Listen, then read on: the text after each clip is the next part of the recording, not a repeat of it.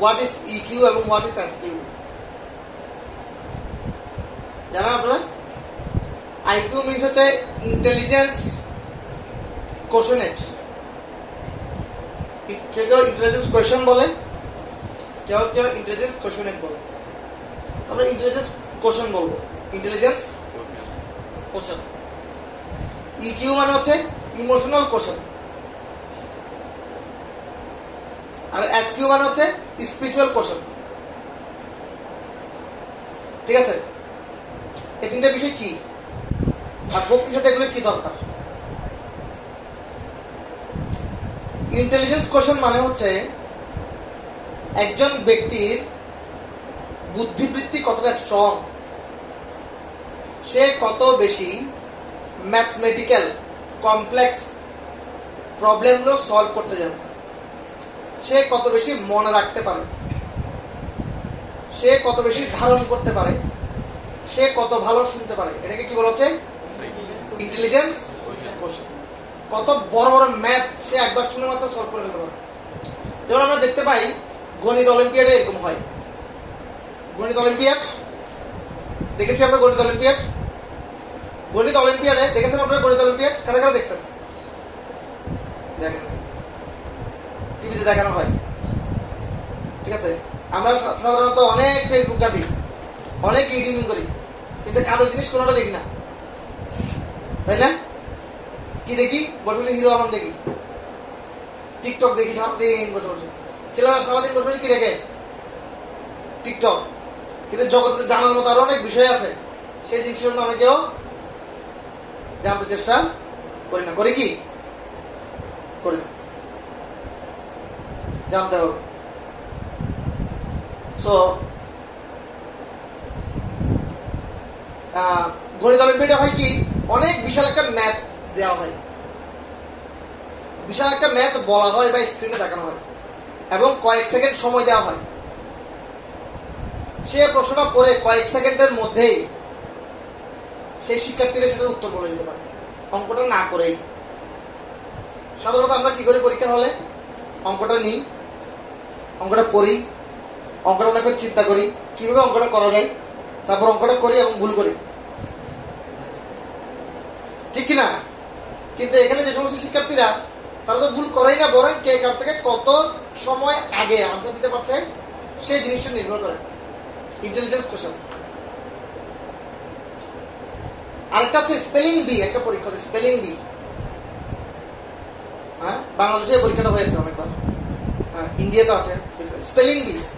Spelling B মানে হচ্ছে অনেক কঠিন কঠিন ওয়ার্ড বলা হবে তাকে, অনেক কঠিন কঠিন ওয়ার্ড। সেটা শ্রবণ শক্তি অত্যন্ত প্রখর থাকতে হবে আর তার ভোকাবুলারি অনেক স্ট্রং থাকতে হবে। অনেক কঠিন একটা ওয়ার্ড বলবে, সে ওয়ার্ডের স্পেলিংটা সে বলবে, খুব কঠিন কঠিন ওয়ার্ড। ঠিক আছে? তাকে বলা হবে, সে কি করবে? সে বানানটা বলে দিবে।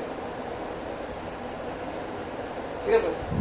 Q U O T A T I O N, question.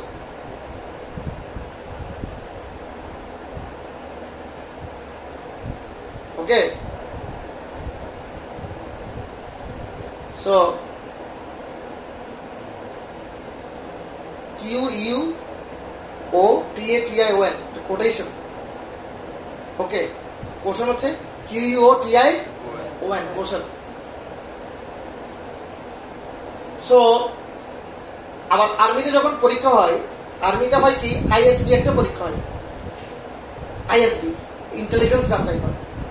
সেখানে হয় কি, একটা স্ক্রিনের মধ্যে অনেকগুলো ফল দেখানো হবে, অনেকগুলো ফল, কয়েক সেকেন্ড দেখে অফ করে দেওয়া হবে। আর তখন আপনাকে বলতে বলা হবে এখানে কতগুলো ফলের নাম রয়েছে। আপনাকে কি বলতে হবে? এখানে কতগুলো ফলের নাম ছিল, কে কত বেশি দর্শন করে মনে রাখতে পেরেছে, তার দর্শন ক্যাপাসিটি কত ভালো, আর দেখে সে কত সূক্ষ্ম দর্শন করতে পারে এবং দেখে সেটা মনে রাখতে পারে, সেই ক্যাপাসিটি সেখানে কি করা হয়? দেখা হয়। তারপর হচ্ছে সেখানে অনেকগুলো ফলের নাম দিতে পারে, ফুল দিতে পারে, ঠিক আছে, তারপর হচ্ছে অনেকগুলো প্যারাগ্রাফ বলে যাবে, আপনি শুনবেন কয়েক সেকেন্ড ধরে বলে যাবে, অনেক বিশাল একটা প্যারাগ্রাফ, খুব দ্রুত, এবং আপনি কি কি শুনেছেন লিখুন, তো আপনি কতটুকু মনে রাখবেন। এটা এগুলো হচ্ছে ইন্টেলিজেন্স কোশ্চেন। বুদ্ধিবৃত্তি যাচাই, এই বুদ্ধিবৃত্তি যাচাই ভিন্ন ভিন্ন ভাবে হতে পারে, এটা বয়সের উপর নির্ভর করে। বিশেষ করে ইন্টেলিজেন্স কোশ্চেনের কিছু সূত্র রয়েছে, সেই সূত্রের ভিত্তিতে বিভিন্ন এক্সাম হলগুলো সে প্রশ্নকে বিভিন্ন স্ট্যান্ডার্ডে ভাগ করে সেগুলোর কিছু মানদণ্ড নির্ধারণ করে, আর সেই নির্ধারণের ভিত্তিতে বয়সের অনুপাতে তার ইন্টেলিজেন্স কোশ্চেন কেমন সেটাকে তারা জাস্টিফাই করার চেষ্টা করে।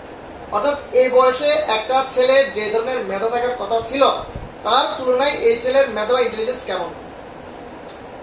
যেমন হচ্ছে মেন্টাল রিটার্ডেশন, হ্যাঁ, বর্ডার লাইন, লো এভারেজ।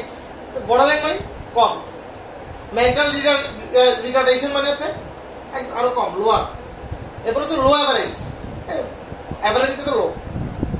এরপর হচ্ছে এভারেজ, সবাই যেরকম এই বয়সে ও সেরকম। এরপর হচ্ছে হায়ার এভারেজ, না সবাই যেরকম তার সাথে একটু বেশি ট্যালেন্ট, কিছু ছেলে আছে না এই 2-3 বছর ও যেরকম মেধা হওয়ার কথা ছিল কিন্তু তার সাথে তার মেধা কি বেশি। একটা ইন্টারের ছেলের যতটুকু মেধা হওয়ার কথা ছিল তার সাথে এই ছেলেটার মেধারও বেশি। যেমন আমাদের এখানে একটা ছেলে আছে, ছোট 1-2 পড়ে, ও অনেক দেশের প্রধানমন্ত্রীর নাম জানে, মহাদেশগুলোর নাম জানে, ইংলিশে জানে, ইংলিশে সবগুলো। তখন আমি দেখলাম যে ক্লাস 2 পড়ে যে সে তার যে ধরনের মেধা থাকার কথা ছিল তার সাথে তার মেধাটা অনেক বেশি কি আছে, এটা আমাদেরও জানতে কি আছে, সে অনেক কিছু জানে, তার ইন্টেলিজেন্স কোশ্চেন ভালো।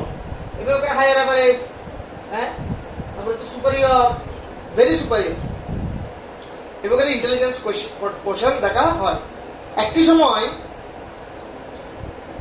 এবং এখনো বিশেষ করে বাংলাদেশে এখন বলে হবে, আরো বেশ কয়েক বছর আগে কোন ব্যক্তিকে জাজ করার ক্ষেত্রে বিভিন্ন কোম্পানিগুলো, কর্পোরেট হাউসগুলো এই ইন্টেলিজেন্স কোশ্চেনকে খুব বেশি গুরুত্ব দিত। কিসের ঠিকই গুরুত্ব দিত?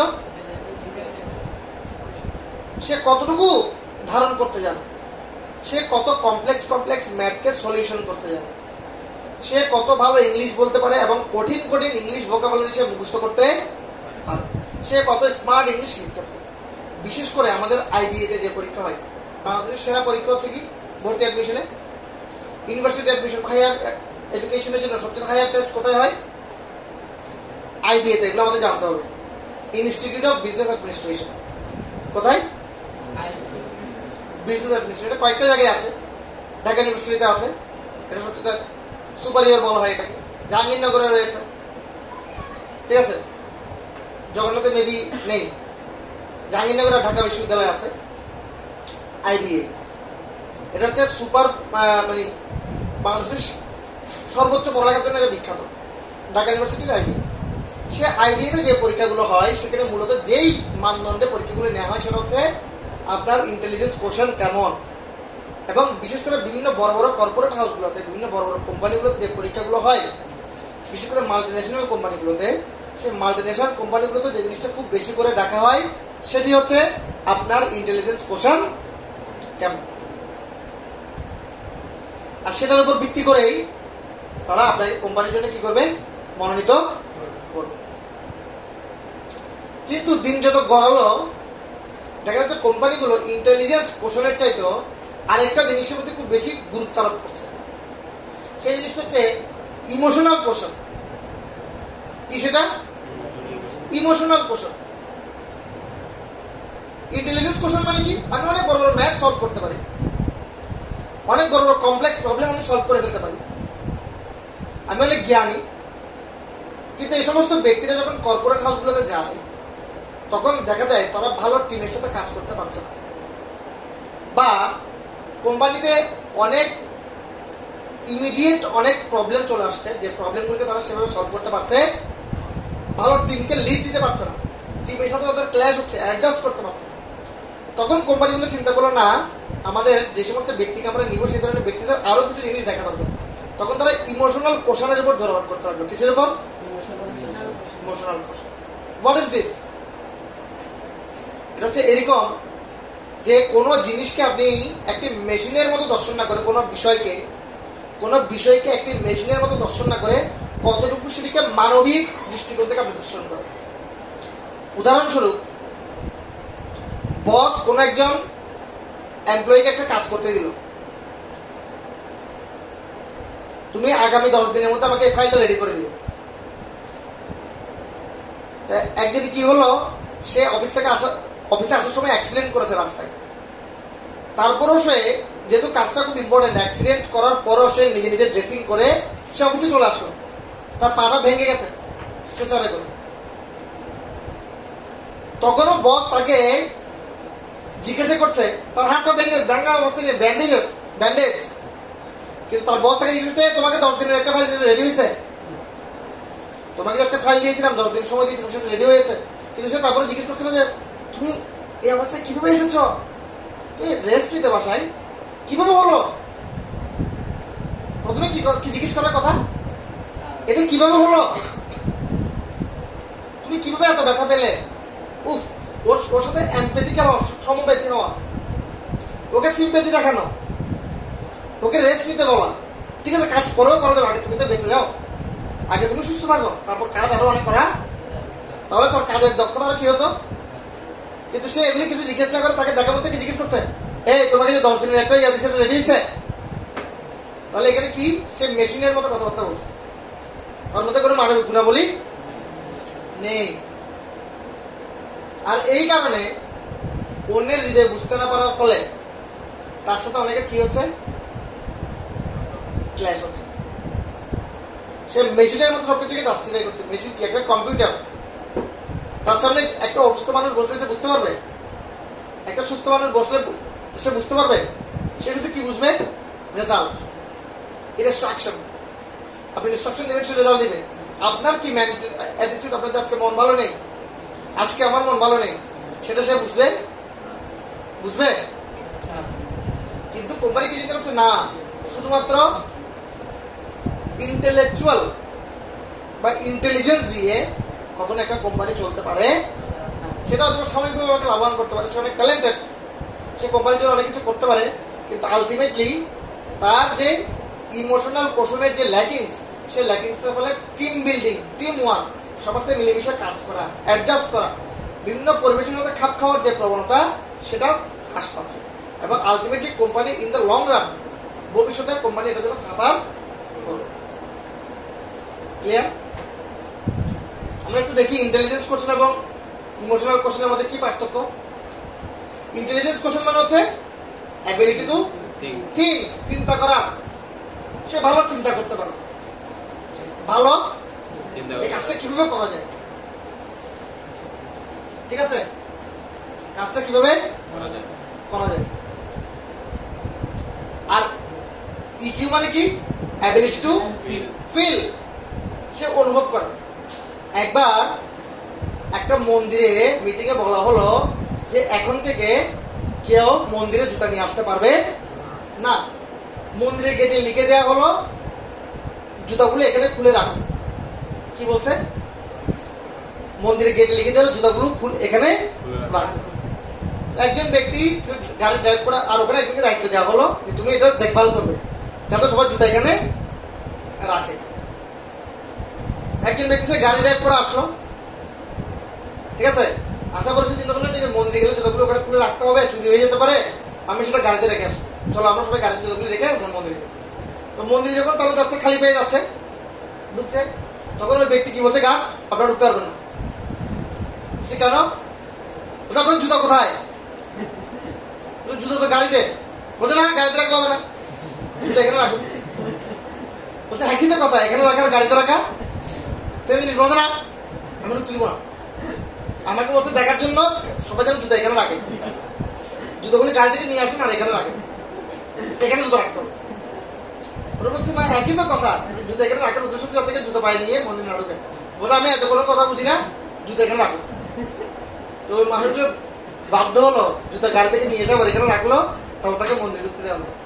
তাহলে এখানে পার্থক্যটা কোথায়? ইকিউ প্রবলেম আছে, এবিলিটি ফিল সে অনুভব করতে পারছে না। কেন এই নিয়মটা? কেন এই নিয়মটা? কোম্পানি বলেছে যে আমার আমার কি লাগবে, আমার ভালো আউটপুট লাগবে, কিন্তু কোম্পানি বলে নাই যে ওয়ার্কারগুলোকে মেরে ফেলো। আসলে বসরা কি করে, ঠিক আছে, ঘুম নেই, হ্যাঁ মানে একটা অসুস্থ বলছে, স্যার আমার খুব জ্বর, বলছে জ্বর হলে এখানে শুয়ে থাক, তারপরে কাজ কর। হ্যাঁ একজন আমাদের এখানে একজন সিজল প্রভুকে ফোন দিচ্ছে, সিজল আপনি কোথায়, স্যার আমার খুব জ্বর, আমি আসতে পারবো না। বলছে তাহলে আপনি দরকার হলে এখানে এসে বসে থাকেন, কোনো কাজ করতে হবে না, কিন্তু বসে থাকেন এখানে অফিসে এসে। তোমার বলছে একই তো কথা, তো বাসায় আপনি বসে থাকবো, ওখানে গিয়ে বসে থাকা বলছে না ভাই এখানে বসে থাকেন, কিন্তু তারপর আপনি অফিসে আসেন। তাহলে কি ধরনের ব্যক্তি এরা? ওরা তো অনেক চ্যালেঞ্জ হতে পারে, ইন্টেলিজেন্স কোশ্চেন থাকতে পারে, কিন্তু অন্যের অনুভূতিকে অনুভব করার মতো কোনো মেন্টালিটি তাদের নেই। জিনিসটা কি গুড? গুড। তারপর কি হচ্ছে, এই ইন্টেলিজেন্স কোশ্চেন আমরা কোথেকে পাই? Gets through school. বিভিন্ন স্কুল কলেজে লেখাপড়ার পর আমরা বিভিন্ন ধরনের ম্যাথ, সূত্র, গ্রামার, এই ধরনের বিভিন্ন জিনিস শেখার ফলে আমরা এই ধরনের যোগ্যতা অর্জন করি। But emotional questions we get from through our life. আমাদের পুরো লাইফে যে এক্সপেরিয়েন্স, সেই এক্সপেরিয়েন্স গুলোর উপর ভিত্তি করে আমরা এই ধরনের ইমোশনাল যে অনুভূতিগুলো সেগুলো আমরা লাভ করে কোন সময় কার সাথে কি ধরনের ব্যবহার করতে হবে, কে দুঃখী মানুষের সাথে কে ব্যবহার করতে হবে, একজন ব্যক্তি খুব অসুস্থ তার সাথে কিভাবে সহানুভূতি দেখাতে হবে, একজন মানুষ শোকগ্রস্ত তার সাথে কিভাবে কি করতে হবে, হ্যাঁ সহমর্মিতা তাকে প্রদর্শন করতে হবে। আমরা কোথা থেকে শিখি? Through our life. আমাদের পুরো লাইফ জুড়ে আমরা বিভিন্ন অভিজ্ঞতার মাধ্যমে সেটা শিখি। কিভাবে কারো ধর্মীয় অনুভূতিতে আঘাত দেওয়া যাবে, কোথা থেকে শিখি আমরা? লাইফ থেকে। আমাকে আমার ধর্ম নিয়ে কথা বললে আমার কি লাগে? কষ্ট লাগে। হরে কৃষ্ণ, হরে কৃষ্ণ। এখন মনে বেশি বেটার না? এখন বেটার না আগেরটা বেটার? এখন বেটার না? এটা একটু কি হয়ে যাচ্ছে, এখন একটু ডিপ। সো আমরা বুঝতে পারি যে আমাদের পুরো লাইফ জুড়ে আমরা বিভিন্ন এক্সপেরিয়েন্সের মধ্যে দিয়ে যাচ্ছি, আর সেসব এক্সপেরিয়েন্সের মাধ্যমে আমরা বুঝতে পারছি কোন সময় কার সাথে কি ধরনের ব্যবহার করতে, কোন সময় কাকে কোন ওয়ার্ডটা বলতে হবে এবং কোন সময় কোন ওয়ার্ডটা বলতে হবে। আরেকটা বিষয় কি বলা হচ্ছে, not possible to raise IQ level. এই আইকিউ লেভেল আপনি চাইলে ওভাবে বৃদ্ধি করতে পারেন না। আপনি কিছু দক্ষতা অর্জন করতে পারেন স্কুল থেকে, আপনি প্র্যাকটিসের মাধ্যমে আপনার নলেজ লেভেলটা বাড়াতে পারেন, কিন্তু এই আইকিউ লেভেল অনেকটা ডিফল্ট একটা সিস্টেম, ঠিক আছে? একটি লেভেল পর এটাকে কোনোভাবে বাড়ানো সম্ভব না। আর ইমোশনাল কোশ্চেন সেটা চাইলে আপনি বৃদ্ধি করতে পারেন। ইমোশনাল কোশ্চেন চাইলে আপনি বৃদ্ধি করতে পারেন কিভাবে? আপনার পারিপার্শ্বিক যে জীবনধারা, সেই জীবনধারা আপনি বিভিন্ন এক্সপেরিয়েন্সের মধ্যে দিয়ে যাচ্ছেন, বিভিন্ন বিষয়কে আপনি পরিলক্ষিত করছেন এবং অনেক জিনিস আপনি আগে জানতেন না, এখন জানছেন, এখন শিখছেন। সেই দৃষ্টিভঙ্গি থেকে আপনি চাইলে আপনার ইমোশনাল কোশ্চেনগুলোকে কি করতে পারেন? বর্ধিত করতে পারেন। হ্যাঁ, ইন্টেলিজেন্স কোশ্চেন আপনি প্র্যাকটিসের মাধ্যমে কিছু দূর বাড়াতে পারেন, কিন্তু আপনার একটা সীমাবদ্ধতা আছে। কিছু মানুষ দেখা যাচ্ছে নিতে পারছে না, ওর মাথার বুদ্ধি চলে যাচ্ছে বিষয়গুলো। আপনি শিখতে পারেন, ঠিক আছে? যেমন ধরেন একটা ম্যাথ শুনে 1 সেকেন্ডের মধ্যে সেটার আনসার বলে দেওয়া, সেটা আপনি প্র্যাকটিস করে তো বাড়াতে পারেন, কিন্তু সেটা খুব খুব বেশি দূর না। সেটা হচ্ছে নিজের ভিতরে কিছু বিষয় আছে, সেটাকে ওইভাবে আপনি কি করতে পারেন। অনেকে দেখবেন অনেক ম্যাথ করলে সাধারণ ম্যাথগুলোর মাথার মধ্যে চলে যাচ্ছে, অনেকে তার মন বসছে না, সে অনেক প্র্যাকটিস করার চেষ্টা করছে, কিন্তু কি হচ্ছে না, হয় না এরকম, ঠিক আছে? কিন্তু ইমোশনাল কোশ্চেনগুলো যে কেউ চাইলে কি করতে পারে? বৃদ্ধি করতে পারে। Okay, IQ can not be earned এবং ইকিউ ক্যান বি লার্নড, ঠিক আছে? তাহলে আমরা দেখতে পেলাম আইকিউ এবং ইকিউ। কিন্তু কোম্পানিগুলো চিন্তা করছে এই আইকিউ এবং ইকিউ, ঠিক আছে, ইকিউ আমাদের কোম্পানির টিম বিল্ডিং, কোম্পানির অ্যাকমপ্লিশমেন্ট, এইসব জিনিস খুব ভালো কাজ করছে, বাট কোম্পানিতে আরো কিছু বিষয় দরকার, বা একজন মানুষের জীবনে আরো কিছু বিষয় দরকার, যে বিষয়গুলো থাকলে সে মানুষটা আরো বেশি পরিপূর্ণ এবং আরো বেশি সচ্ছল হয়ে উঠবে। সেই জিনিসগুলো কি? তখন বিভিন্ন কর্পোরেট হাউসগুলো, বিভিন্ন মনস্তত্ত্ববিদরা তারা গবেষণা করে বের করলেন যে আরেকটি বিষয় রয়েছে, যেটার নাম হচ্ছে স্পিরিচুয়াল কোশ্চেন। যেটার নাম কি? Spiritual question. এই বিষয়টি যদি আমাদের মধ্যে আমরা বিল্ড আপ করতে পারি, তাহলে আমরা বাকি আইকিউ এবং ইকিউ যারা অর্জন করেছে, আইকিউ গুড, ইকিউ গুড, কিন্তু স্পিরিচুয়াল কোশ্চেন একটা মানুষকে একটা এক্সাম্পলারি ব্যক্তিতে পরিণত করতে পারে, এবং সেই বিষয়টি কোনো কর্পোরেট হাউসের জন্য, কোনো সোসাইটির জন্য খুব মঙ্গলদায়ক হতে পারে, এবং সেটা খুব রাইট অ্যাকমপ্লিশমেন্ট এবং রাইট আউটপুট সোসাইটিকে প্রদান করতে পারে। আমরা এখানে আরেকটা পিরামিড দেখি। পিরামিডে আমরা আইকিউ, ইকিউ এবং এসকিউ নিয়ে কথা বলছি, কিন্তু এখানে কোনো কোনো গবেষণায় আরেকটা মডেল দাঁড় করানো হচ্ছে, যেটা হচ্ছে পিকিউ। পিকিউ মানে কি? Physical body awareness and skillful use. ঠিক আছে, এটা দেহের সাথে বেশি সম্পর্কিত। কিসের সাথে? দেহের সাথে। IQ, math and verbal intelligence. IQ মানে কি? ম্যাথমেটিক্স এবং ভার্বাল ইন্টেলিজেন্স। অথবা এটা আমরা প্র্যাকটিসের মাধ্যমে কিছু পরিমাণ বাড়াতে পারি, কিন্তু হায়ার লেভেলের যেই আইকিউ, সেটি আমাদের মধ্যে ডিফল্ট। ঠিক আছে, জন্মগতভাবে কেউ খুব মেধাবী হয়, সেটা তার মধ্যে হবে বর্তমান থেকে। সেটিকে আর প্র্যাকটিস করে ওই লেভেলে নিয়ে যাওয়া অনেক চাইলে সম্ভব হয় না, যেটা জন্মগতভাবে অনেকের জন্মগতভাবে মেধাবী। ক্লিয়ার?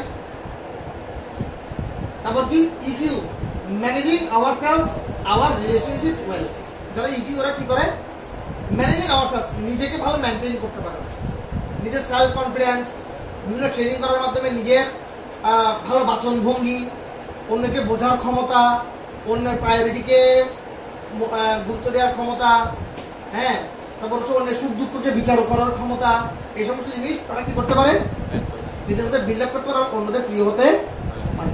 এবং এসকিউ কি? Inner wisdom, guided by compassion, equanimity, inner and outer peace. মূলত স্পিরিচুয়াল কোশ্চেন, এটা কিসের সাথে সম্পর্কিত? যাদের মধ্যে স্পিরিচুয়াল কোশ্চেন রয়েছে, তারা হচ্ছে আধ্যাত্মিক চেতনা সম্পন্ন। এই আধ্যাত্মিক চেতনা সম্পন্ন হওয়ার কারণে তাদের মধ্যে টলারেন্স খুব বেশি। কি বেশি? টলারেন্স, সহ্য ক্ষমতা। কোন বিষয়কে, কোন প্রতিকূল সমস্যাকে, কোন ইনসাল্টকে কি করার ক্ষমতা? সহ্য করার ক্ষমতা তাদের মধ্যে রয়েছে। তারপর কি? কম্প্যাশন, তাদের মধ্যে কি রয়েছে? করুণা রয়েছে, তাদের মধ্যে করুণা রয়েছে। অন্যজন যে জীবনের মূল্যবান সময়কে অপচয় করার মাধ্যমে জীবনের মূল লক্ষ্য থেকে বিচ্যুত হয়ে যাচ্ছে, সেটি তারা উপলব্ধি করে এবং সেই অবস্থা থেকে ওকে তুলে আনতে কি করে? তারা আত্মনিয়োগ করে। এই সমস্ত ব্যক্তি হচ্ছে অনেস্ট। এই সমস্ত ব্যক্তিরা কি? সৎ। তারা মিথ্যা কথা বর্জন করেন এবং অন্যকে করতে উৎসাহিত করেন না। তারা সবসময় অ্যাকাউন্টেবল মানে হচ্ছে জবাবদিহি পরায়ণ। তারা জানেন যে প্রত্যেকটি ক্রিয়ার একটি বিপরীত প্রতিক্রিয়া রয়েছে। আমি আজকে যে অপকর্ম করছি, সেই অপকর্মের জন্য আমাকে পরবর্তীতে প্রকৃতির নিয়মে কষ্ট ভোগ করতে হবে, এবং সেটির জন্য আমি আলটিমেটলি কি করতে পারবো না। হ্যাঁ, রিয়েল যে গোল, সেই গোলকে আমি অ্যাকমপ্লিশ করতে পারবো না, এবং সেই গোল থেকে আমি অনেক দূরে সরে যাবো। আর সেটিকে উপলব্ধি করে তারা কি করে? সেই কর্মের আইনকে মেনে একটি নীতি সুসংগত জীবন যাপন পালন করে, এবং তারা শুধুমাত্র ইন্দ্রিয় তর্পণ বা ইন্দ্রিয়ের বিষয়ের প্রতি খুব বেশি মনোনিবেশ না করে ইনার পিস, অর্থাৎ আত্মশুদ্ধি, সেলফ রিয়েলাইজেশন, সেলফ অ্যাকচুয়ালাইজেশন, ঠিক আছে, আত্মশুদ্ধি, আত্মবিশ্লেষণ এবং হচ্ছে আত্ম উন্নয়ন, এর দিকে বেশি মনোনিবেশ করে, এবং তারা পরমেশ্বর ভগবানের অধীনে থেকে জীবন আচরণ প্র্যাকটিস করে। তারা স্পিরিচুয়াল, আধ্যাত্মিক। তো কর্পোরেটগুলো চিন্তা করতে এই সমস্ত বিষয় যার মধ্যে রয়েছে, সেই সমস্ত ব্যক্তি আমাদের কোম্পানিতে নিরাপদ। তাদের মাধ্যমে কোম্পানিতে কোনো অপকর্ম সুসংগঠিত হতে পারে, এবং এই প্রত্যেকটি জিনিসের সমন্বিত যখন কোন একজন ব্যক্তি হবে, তখন তার মধ্যে একটি উন্নত হায়া জীবন আচরণ তার মধ্যে কি হবে, প্রস্ফুটিত হবে, এবং তার দ্বারা সমাজ এবং জাতি লাভবান হবে। এখানে আমরা দেখতে পাই আইকিউ ভেরি ইম্পর্টেন্ট, সেটা ডিফল্ট ভাবে আমাদের থাকে, সেটা ওইভাবে অর্জন করতে হয় না। ইকিউ সেটি খুব ভালো, সেটি আমাদের সম্পর্কগুলোকে উন্নয়ন করার জন্য খুব বেশি ইম্পর্টেন্ট। কিন্তু সবচেয়ে এখানে কোনটা বেশি ইম্পর্টেন্ট? এসকিউ। কারণ কোন ব্যক্তি যদি স্পিরিচুয়াল কোশ্চেনের দ্বারা খুব বেশি সুসংগত থাকে, তাহলে অটোমেটিক্যালি যে ব্যক্তি আধ্যাত্মিকভাবে উন্নত, সে ব্যক্তি জানে আমি এই দেহ নেই, আমি হচ্ছি আত্মা, আর আত্মা হচ্ছে পরমাত্মার অংশ। আর যেহেতু আত্মা পরমাত্মার অংশ, তাহলে জগতে যতগুলো আত্মা রয়েছে সেই সমস্ত আত্মা যদি কষ্ট পায়, তাহলে আলটিমেটলি পরমাত্মা তার দ্বারা কি পায়? কষ্ট লাভ করে। আর এর ফলে কি হয়? পরমাত্মা অসন্তুষ্ট হওয়ার ফলে জগৎ আমরা সবাই ইনার যেই কি বলে আমাদের আভ্যন্তরীণ যে আনন্দ, সেই আনন্দ থেকে আমরা সবাই বঞ্চিত হই এবং জীবনের মূল লক্ষ্য থেকে আমরা বিচ্যুত। আর সেটিকে অনুসরণ করে সে আধ্যাত্মিক চেতনা সম্পন্ন হয়, এবং সে আধ্যাত্মিক চেতনা সম্পন্ন হওয়ার ফলে তার মধ্যে ইমোশনাল কোষণ এমনিতেই জাগ্রত হয়। আর যেহেতু এই ব্যক্তির চিন্তা চেতনা উন্নত, তার সেই জন্যই তার মধ্যে ইন্টেলিজেন্স কোষণ এমনিতেই সবসময় সুসম্বদ্ধ থাকে। আর এই স্পিরিচুয়াল কোষণ আমরা কিভাবে বাড়াতে পারি? আইকিউ আমরা কি করতে পারি? প্র্যাকটিস করার মাধ্যমে আমরা কিছু আইকিউ বাড়াতে পারি। বারবার প্র্যাকটিস করার মাধ্যমে আমরা কিছু আইকিউ বাড়াতে, কিন্তু সেটা আমাদেরকে কি ধরনের সাফল্য এনে দিতে পারে? কি ধরনের সাফল্য? জাগতিক সাফল্য। কি ধরনের সাফল্য? এর ফলে আমরা কিছু ভালো চাকরি পেতে পারি না? ইকিউ আমাদেরকে কি করতে পারে? আইকিউ এবং ইকিউর ফলে আমরা কিছু জাগতিক লাভ অর্জন করতে পারি। এর ফলে আমরা কিছু এক্সটার্নাল হ্যাপিনেস, আমরা মানুষের সুনাম পেতে পারি, মানুষের প্রশংসা পেতে পারি, হাই স্যালারি পেতে পারি, ঠিক আছে, আমাদের অনেক বড় বড় দল হতে পারে। বাট এই সমস্ত বিষয় আমরা ধরে রাখতে পারবো না যদি আমাদের মধ্যে উন্নত স্পিরিচুয়াল কোষণ না থাকে। স্পিরিচুয়াল কোষণের ফলে আমাদের এই ধরনের অ্যাকমপ্লিশমেন্ট আসলেও আমরা সেগুলো থেকে কি হবো? বঞ্চিত হবো কিনা? আর যদি আমাদের মধ্যে স্পিরিচুয়াল কোষণ আমরা কি করতে পারি? বর্জিত করতে পারি, তাহলে আমাদের মধ্যে আইকিউ এবং ইকিউ আমরা সুসংগত করতে পারবো, এবং সবার কাছে এক্সাম্পলারি একটি উদাহরণস্বরূপ ব্যক্তিরূপে আমরা কি করতে পারবো? নিজেদেরকে উপস্থাপন করতে পারবো, এবং সমাজের জন্য, যাদের জন্য আমরা একটি রিসোর্সে পরিণত করতে পারবো। সেটা আমরা কিভাবে বর্ধিত করতে পারি? একমাত্র হরে কৃষ্ণ মহামন্ত্র জপ করার মাধ্যমে আমাদের মধ্যে আধ্যাত্মিক চেতনা পূর্ণরূপে জাগরিত হতে পারে। জগতে অনেক ধরনের কি রয়েছে? জগতে অনেক ধরনের আধ্যাত্মিক প্র্যাকটিস রয়েছে, কিন্তু শাস্ত্রে বলেছে সবচেয়ে বেস্ট আধ্যাত্মিক প্র্যাকটিস হচ্ছে হরে কৃষ্ণ মহামন্ত্র। এই হরে কৃষ্ণ মহামন্ত্র উচ্চারণ করার ফলে অটোমেটিক্যালি এবং ইমিডিয়েটলি আমাদের মধ্যে আধ্যাত্মিক চেতনা জাগরিত হয়। বলছে হরে কৃষ্ণ মহামন্ত্রের এই তো স্বভাব, যে জপে তার কৃষ্ণ উপজয় হয়। হরে কৃষ্ণ মহামন্ত্র হচ্ছে এমন পাওয়ারফুল, এটা কেউ উচ্চারণ করার সাথে সাথেই ইমিডিয়েটলি তার মধ্যে কি হয়? আধ্যাত্মিক চেতনা সুসংগত হয়। অন্যান্য ধ্যান, যোগ, সময় এগুলোর ফলে আমাদের মধ্যে আধ্যাত্মিক চেতনা সুসংগত হয়, কিন্তু সেটা যথেষ্ট টাইমলি সাথে সাথে সেই আধ্যাত্মিক চেতনা স্তর উন্নত হওয়া সম্ভব নয়। দীর্ঘদিন ধরে যোগ সাধনা, তপস্যা, ধ্যান এগুলো করার ফলে আমরা কি হতে পারি? আধ্যাত্মিক চেতনায় উন্নত হতে পারি। কিন্তু যেই ব্যক্তি হরে কৃষ্ণ মহামন্ত্রের আশ্রয় গ্রহণ করেছেন এবং হরে কৃষ্ণ মহামন্ত্র উচ্চারণ দিব্য শব্দ যদি উচ্চারণ করে জপ করেন, তার মধ্যে ইমিডিয়েটলি সেই আধ্যাত্মিক চেতনা সঞ্চারিত হয়, এবং সেই ব্যক্তির মধ্যে স্পিরিচুয়াল কোষণ জাগরিত হয়, এবং পরবর্তীতে সেই স্পিরিচুয়াল কোষণের দ্বারা সেই জগতের সকলের কাছে একটি রিসোর্সফুল ব্যক্তিত্ব পরিণত হবে। এই জন্য আমাদের কি করা উচিত? হরে কৃষ্ণ কৃষ্ণ কৃষ্ণ কৃষ্ণ হরে হরে, হরে রাম রাম রাম